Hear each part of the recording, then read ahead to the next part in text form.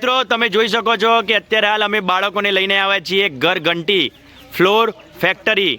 આખા ગામનું જ્યાં દરામણ ઘર ઘંટી આપણા ઘરે પણ હોય છે પણ એ નાની હોય છે આ આખા ગામની ઘર ઘંટી છે ભરતભાઈની મુલાકાત અમે ઘર ઘંટી માટે કરવા માટે આવ્યા છીએ તો ભાઈ અનાજ મોટું નાનું બધું જ પ્રકારનું દળો છો બાજરી મકાઈ કઈ પણ લઈને આવીએ ડબ્બો હોય કાં તો થેલીમાં લઈને આવીએ એટલે આપણે શું ખબર એનું વજન કરવું પડે વજન કઈ શું કરે ભાઈ આપણે ચિઠ્ઠી બનાવી છો ચિઠ્ઠી જો આ ચિઠ્ઠી બનાવી હોય અહીંયા હોય અહીંયા તમે ડબ્બો મૂકો એટલે વજન કરે માનો કે તમારા વજન થયું વજન હોય બરાબર જો અહીંયા આપણા દણો બતાવો સાહેબ વજન કરીને બતાવો ને સાહેબ ઘઉં છે કે બાજરી આ ઘઉં લઈને આયા જો આ ઘઉં છે બાળક અહીંયા ભાઈ અહીંયા યુવરાજ તું એ કેટલું વજન છે કે મને ખબર વજન કેટલું થયું જલ્દી બોલો અહીંયા એક વિદ્યાર્થી કેટલા લખ્યા 12 કિલો અને 195 ગ્રામ જેટલું વજન ટૂંકમાં 12 કિલો થયું કેટલું વજન થયું 12 કિલો લે ભાઈ આપણે માર્ગ ચિત્ર કે 12 કિલો બરાબર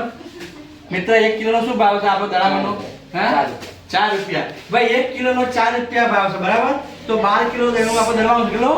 12 કિલો તો કેટલા રૂપિયા આપણે આપવાના આવે 1 કિલો દડામણનો 4 રૂપિયા ભાવ છે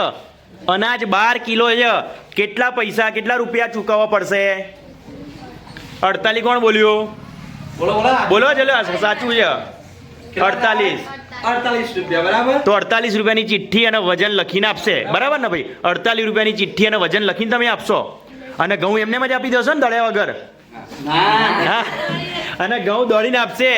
બરાબર આવું બાળકો ઘંટી બરાબર અહીં ઘઉં સજગ ક્યાં હાલ ઘર ઘંટી ચાલુ કરો ને થોડી જો આ ઘર ઘંટી આની અંદર મોટું અનાજ નાનું અનાજ દળવું હોય તો અહીંયા મને ખ્યાલ છે ત્યાં સુધી અહીંયા સેટિંગ આવે છે ને ભાઈ આ રીતે સેટિંગ કરવાનું હોય છે જો આ સેટિંગ છે આ સેટિંગ તમે થોડું આગું પાછું કરો એટલે પેલું ભડકું દળીએ ને આપણે મોટું અનાજ નાનું અનાજ લોટ તો આ સેટિંગથી જાય ભાઈ ઘર ઘંટી ચાલુ કરો એટલે છોકરાઓ જુઓ લોટ અહીંયા ક્યાં વાળો ગયા અહીંયા આપણે અનાજ નાખવાનું શું નાખવાનું અનાજ જો અહીંયા અનાજ છે આ રીતે દેખાય છે બોલા શું દેખાય છે ત્યાં તો મને શું થાય આ ઘઉં તો અહીંયા હોય જો અહીંયા બોલો દેખાય છે અહીંયા ગલતી અને પહેરાય પણ જોવા બનાવ્યા અનાજ હોય અહીંયા શું આડું કરો આડું કરો આમાં શું બના આ જો લોટ શું બના આમાં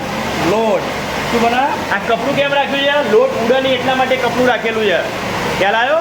લોટ ઉડે નહીં ને ત્યારે બોલા તો ઘર ઘંટી જોવાની મજા આવી આપણા ગામમાં જ કેટલા બધા વ્યવસાય ચાલે છે તો વ્યવસાયકાર પણ બની શકાય વ્યવસાય પણ કોઈ નાનો નથી બહુ મોટો છે વિશાળ છે ઓકે